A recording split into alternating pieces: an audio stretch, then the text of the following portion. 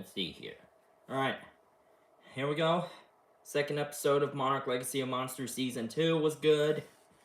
But, no, can't wait for episode 3, so let's get this spoiler review knocked out. Alright. Hello, Royal families and Royal viewers. This is Titanus Bully here in another live stream. Today's live stream is the spoiler review for episode 2 of Monarch Legacy of Monsters Season 2. So, just like the other spoiler reviews, if you have not watched the episode, you better click off this video right now, because I'm about to start my spoiler review for Monarch Legacy of Monsters Season 2. So, without further ado, let's get straight into this, shall we? So, there are a couple things that I remember from this episode, is that it takes place a couple hours after they escape Skull Island, and Titan X escapes. So, probably taking place after episode 1. So, this episode is about Lee Shaw survival.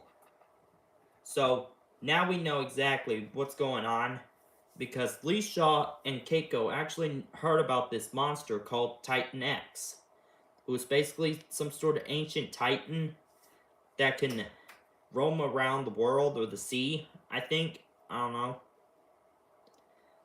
So yes, this episode was obviously pretty more dramatic than the last episode, because I've got to say, compared to the other episodes, I actually enjoyed this one that much, because we got to learn more about Titan X and why he's here and what he's been doing.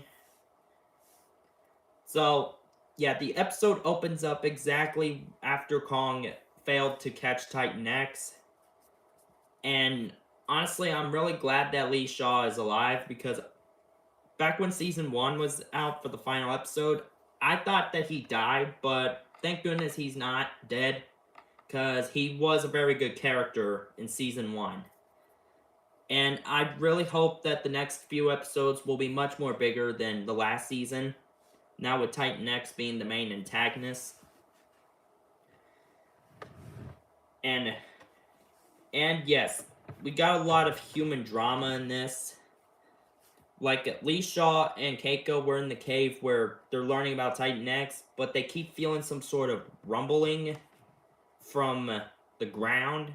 Like, I don't know if it was a part of Titan X's awakening, or is it some sort of call from one of Titan X's henchmen. So, now I see the good reason to why no one goes to the island that Titan X hides in, because the townspeople actually know about Titan X, and that they don't want them to know about it. So, we cut to present day, that May and Kate Randa were having their moment together. Like, they had a little argument that Kate is saying, it's my fault that the creature's out. I pushed the button. I released it out of its cage. It's my fault he's gone. But May was like, no, it's not. You just made a mistake. We all make mistakes. That just because you released a Titan doesn't mean it's your fault. Like, we still got a chance to find this thing and kill it. So then, the rest of the episode was just about finding and locating Titan X and what he's doing and what he's up to. Because after looking at the design at Titan X, I must say he is much more of a bigger threat than Ghidorah recently. Because after hearing much more about Titan X, I'm actually looking forward to see what he's doing in the next few episodes. Like, RIP to those people in that small boat that Titan X knocked over. He's like, man, get out of my way! And just instantly killed them. Like, I was watching this next episode with my family, and I was laughing at when my mom said, oh crap, whenever Titan X knocked over that boat full of people. I was like, oh my lord, that just came out of nowhere.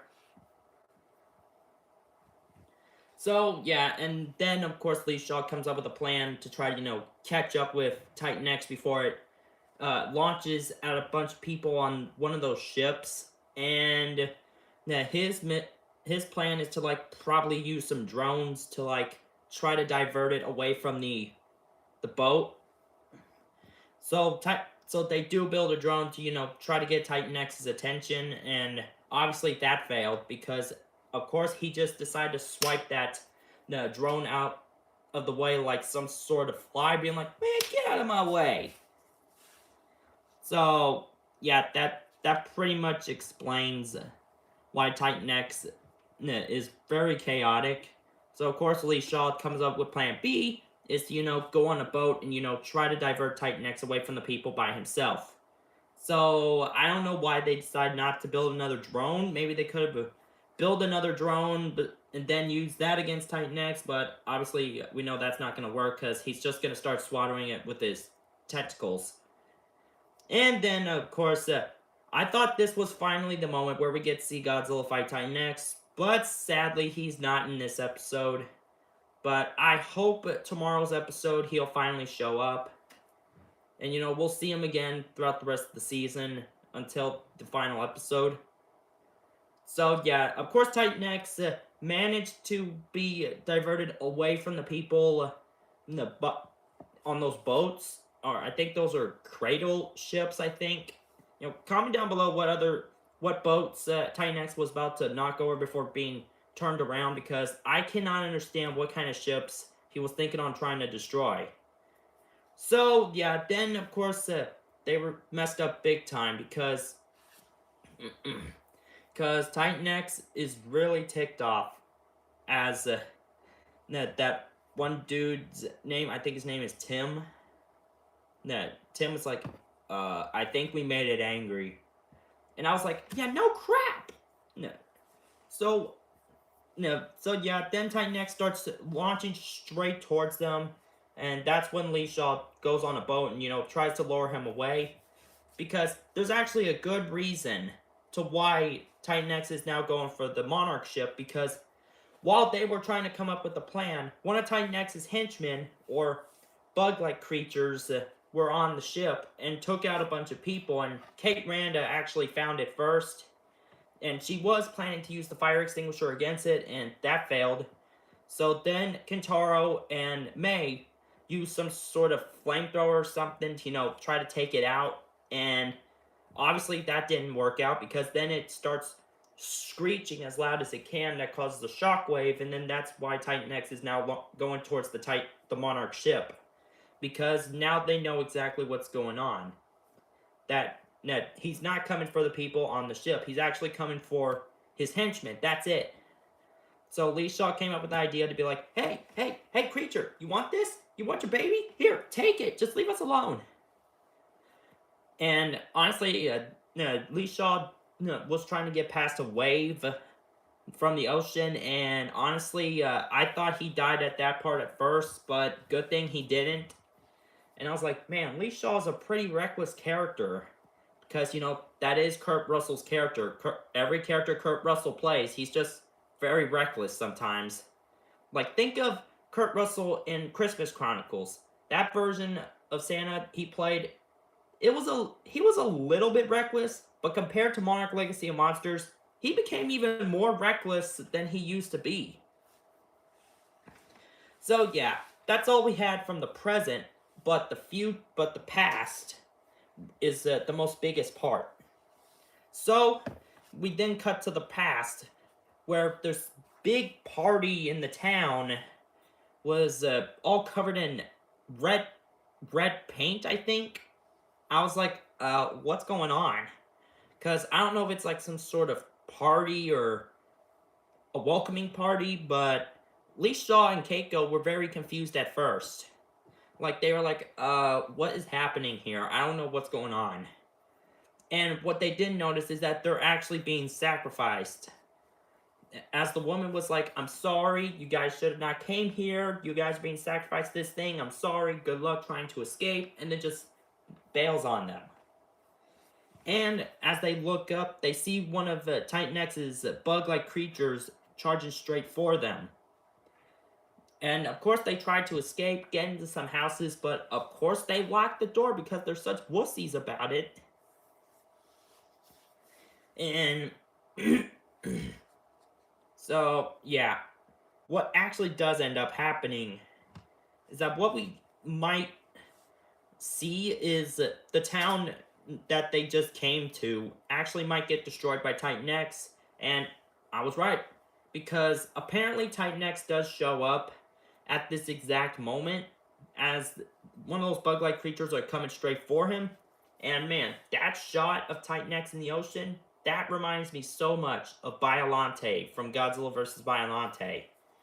Like, man, they could have just added Biollante as the villain of Monarch Legacy of Monsters. Like, that could have made the show even more better. But we had to go with made-up Titans.